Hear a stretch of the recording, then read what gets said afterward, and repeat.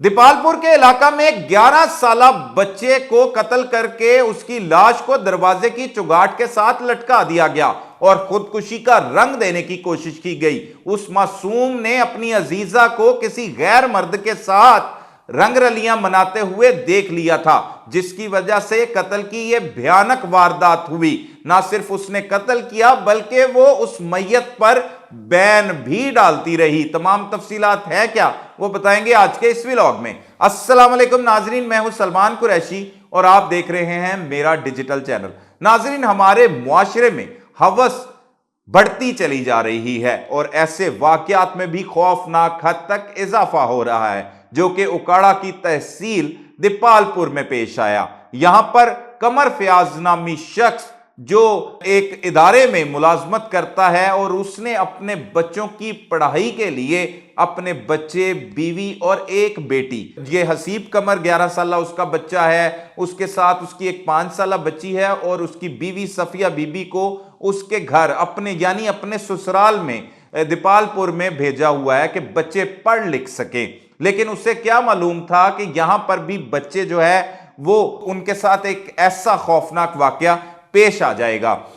अलबत्ता यहां पर जो है वो एक खातून थी जिसने ये सारी दास्तान रची। उस मासूम के कत्ल की भयानक वारदात हुई किस तरह से।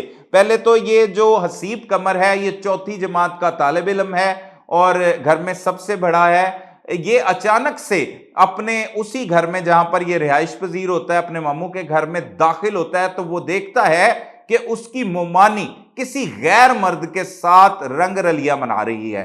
वो देख के फौरी तौर पर भागने लगता है तो मोमानी उससे जकड़ लेती है और उसे कहती है कि ये बात किसी को ना बताना। वो कहता है कि मैं अपने वालिद को भी बताऊंगा, वालिदा को भी बताऊंगा। इस दौरान वो अपने आशिना को कहती है कि इसको फौरी तौर पर ठिकाने लगाते हैं। आशिना भी उसे समझाने की कोशिश करता है, वो बच्चा होता है, वो डर जाता है, भागने की कोशिश करता है। इसी दौरान ये दोनों दरिंदे जो हवस की प्यास एक दूसरे के साथ बुझा रहे थे और उनमें बाकायदा तौर पर शैतान भी दाखिल हो चुका था, उन्होंने उस मासूम बच्चे को जो है वो दबोचा और दबोचने के बाद दोनों ने मिलकर उसे बेदर्दी के साथ कत्ल कर दिया।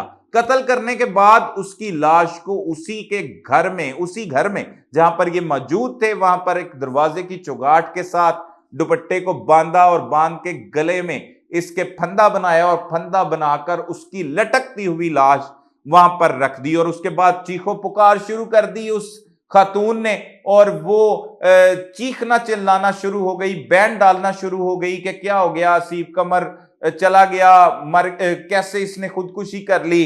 लोग इकट्ठे हो गए, उसकी वालिदा भी पहुंच गई मौका पर। वो भी अपने बच्चे को इस हालत में देखकर जो है उसे गशी के दौरे पड़ने लग गए। फौरी तौर पर वहां पे कोई समझदार शख्स था जिसने 15 पर इतला दी और वो कोई और नहीं था बल्कि बच्चे का चाचू था। उसने पुलिस को इतला दी, पुलिस मौका पर पहुंची और पुलिस ने आते ही मौका पर जब देखा तो हालातों वाकयात से उन्हें यह महसूस हुआ कि 11 साल का बच्चा जिसे कोई गम, दुख, दर्द, तकलीफ इस उम्र में तो पता भी नहीं होता कि होती है, वो खुदकुशी क्यों करेगा। और हालातों वाकयात से ऐसा लग रहा था कि उसे कत्ल करने के बाद लटकाया गया है।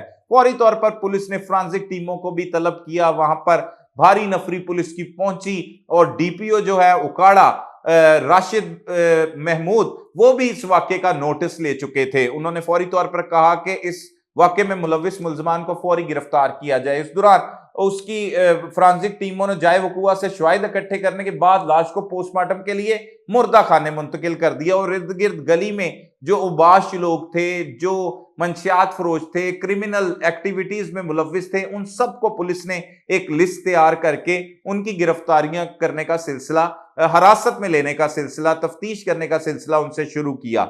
लेकिन अब तक कुछ बात सामने नहीं आ रही थी। इसी दौरान पुलिस ने घर में भी तफ्तीश का एक दायरा कारवसी कर दिया कि कौन कौन घर पे मौजूद था। सिर्फ ये मोमानी ही घर में मौजूद थी जब वो बच्चा वहां पर लटका हुआ पाया गया।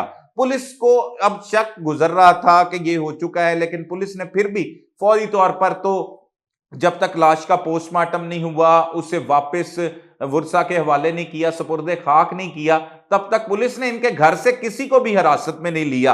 البتہ جب لاش ان کے گھر پہنچ گئی، اس لاش کے قریب ماں کے بالکل ساتھ بیٹھے ہوئے یہ بدبخت عورت وہاں پر مگرمچھ کے آنسو بھی بہاتی رہی، وہاں پر روتی رہی، چیختی چلاتی رہی، وہاں پر یہ بیٹھی ہوئی ہے بالکل اس میت کے سر کی طرف، اور خود ہی قاتلہ ہے، خود ہی ملزمہ ہے، اس کے چہرے پر تب بھی کوئی پریشانی یا پچھتاوا نظر نہیں آ رہا۔ خطرناک قسم کی یہ خاتون جو ہے وہ دکھائی دیتی ہے، جتنے اتنا بڑا کام کر دیا، جو اپنے شوہر کی غیر موجودگی کے ساتھ کسی کے ساتھ اس طرح رنگ رلیاں منا رہی تھی، وہ خاتون وہاں پر بیٹھی ہوئی بھی، اس کی تصویر بھی ہمیں موصول ہوئی۔ اور اس کے بعد پولیس نے جب اس سے تفتیش کا آغاز کیا، اس کے سی ڈی آرز کو چیک کیا گیا، تو پتہ لگا کہ اس کا ایک محلے میں عاشق ہے جس کے ساتھ اس کا رابطہ ہے، اور اس کے رابطے اس دوران زیادہ ہو رہے تھے۔ اس کے قتل سے پہلے بھی رابطہ تھا، اور اس کے قتل کی واردات کے بعد بھی یہ اس سے رابطے کرتی رہی، وہ بھی رابطے کرتا رہا۔ اس دوران اس سے شامل تفتیش کیا گیا، پولیس نے روایتی تفتیش کی تو ملزمہ نے اعتراف جرم کر لیا۔ اس نے کہا کہ ہاں، اسی نے حسیب قمر کو بے دردی کے ساتھ اپنے عاشق کے ساتھ مل کر موت کی نیند سلا دیا ہے۔ پھر پولیس نے اس کی نشاندہی پر اس عاشق کو بھی گرفتار کیا، اس نے بھی اب اس جرم کا اعتراف کر لیا۔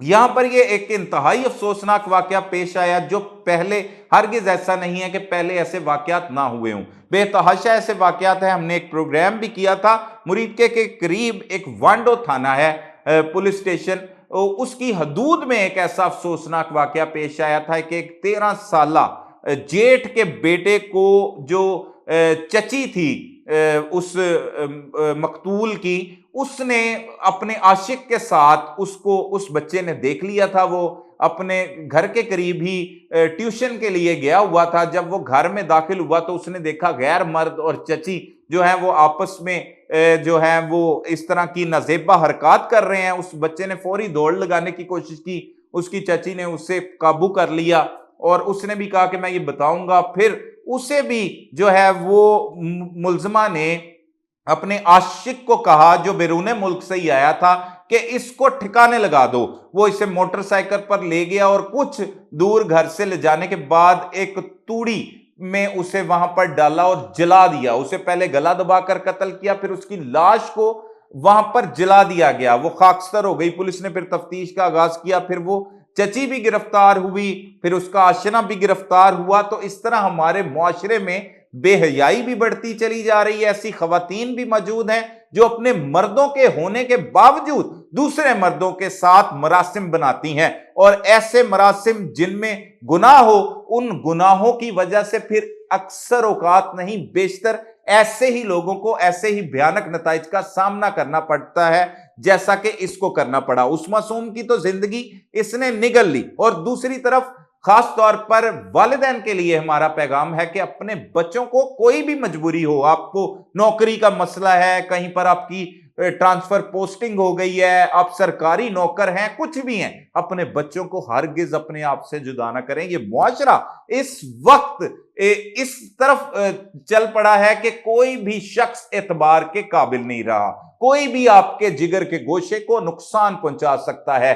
ایسے ہم نے واقعات بھی کور کیے جس میں اپنے خونی رشتے بھی جو ہوتے ہیں وہ بچوں کے ساتھ زیادتیاں تک کرتے ہیں، ان کو نقصان پہنچاتے ہیں، بچیوں کو بھی نقصان پہنچا دیتے ہیں۔ لہٰذا والدین کو بھی چاہیے کہ وہ اپنے بچوں کے ساتھ رہیں، چاہے جس مرضی حال میں رہیں، انہیں تنہا نہ چھوڑیں، ان پر ہر وقت نظر رکھیں۔ کوئی اس طرح کے درندے یا خواتین جو خاص طور پر ایسی بھیانک چہرے والی خواتین ہوتی ہیں جو اس طرح کے گلچھرے اڑاتی ہیں، وہ کچھ بھی کر سکتی ہیں۔ جو اپنے خامد کے ساتھ بے وفائی کر سکتی ہے وہ کچھ بھی کر سکتی ہے۔ ان دونوں کو گرفتار کر لیا گیا۔ پولیس حکام کا کہنا ہے کہ ان کو ان کے کیے کی قرار واقعہ سزا ضرور ملے گی۔ مقتول کے چچا کی مدعیت میں یہ مقدمہ درج کیا گیا ہے، اور یہ جب یہ واقعہ پیش آیا، یہ انتہائی شرمناک واقعہ ہے۔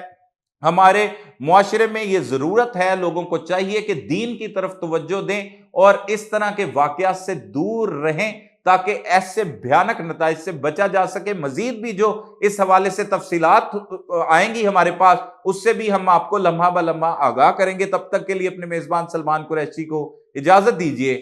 اللہ نے